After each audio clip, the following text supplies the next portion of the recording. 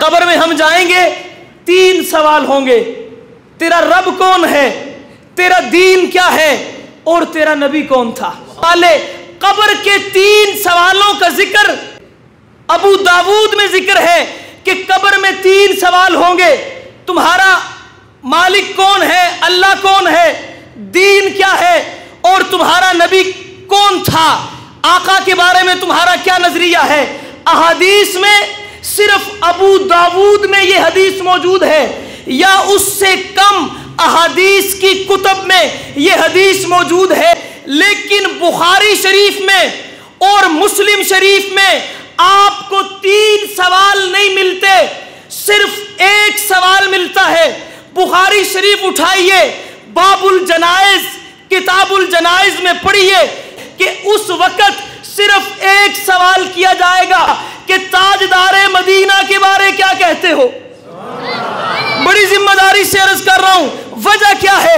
اس کی اللہ میرا رب ہے تو اللہ کو تو یہودی بھی مانتے ہیں، اللہ کو تو عیسائی بھی مانتے ہیں۔ اگر یہ سوال ہوتا بخاری میں کہ تمہارا دین کون سا ہے، تو دین تو 3 ہے جو آسمانوں سے اترے ہیں۔ یہودیت آسمانی دین ہے، عیسائیت آسمانی دین ہے، اگرچہ آج اپنی اصل سے کھو چکا ہے۔ اللہ رب العزت نے اپنا تعارف ایک طرف کیا، دین کا تعارف ایک طرف کیا۔ بڑی ذمہ داری سے جملہ عرض کر رہا ہوں، اللہ نے کہا فرشتوں اس سے پوچھو تمہارا کالی کملی والے کے بارے میں کیا خیال ہے، تمہارا تاجدار مدینہ کے بارے میں کیا خیال ہے۔ جس نے تاجدار مدینہ کی پہچان کو پا لیا اس نے اللہ کو بھی پا لیا، اس نے دین کو بھی پا لیا۔ تو پھر مجھے کہنے دو کہ قبر میں بھی جس کے نام سے عذاب ٹلے گا اسے محمد کہتے ہیں۔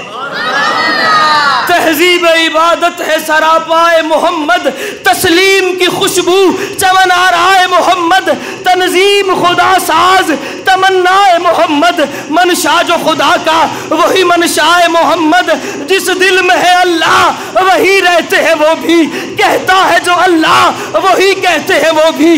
اللہ کی اطاعت ہے، محمد کی اطاعت، قرآن کی دعوت ہے، محمد کی اطاعت، ولیوں کی ریاضت ہے، محمد کی اطاعت، شہیدوں کی شہادت ہے، محمد کی اطاعت ہے۔ جتنا شعور اتنا ہی اس حد کو سمجھ لے، اللہ کو سمجھنا ہے، محمد کو سمجھ لے۔ اللہ ہے کیا جس نے بتایا وہ محمد، قرآن سا پیغام جو لایا وہ محمد، آیات میں پیوست جو آیا وہ محمد، جس نے بشریت کو سجایا وہ محمد، وہ علم مجسم، وہ مشیت وہ محمد، وہ عقل معظم، وہ طبیعت وہ محمد، اخلاق ہماگیر کی وہ وسعت ہے محمد، انسان سے انسان کی ملت ہے محمد۔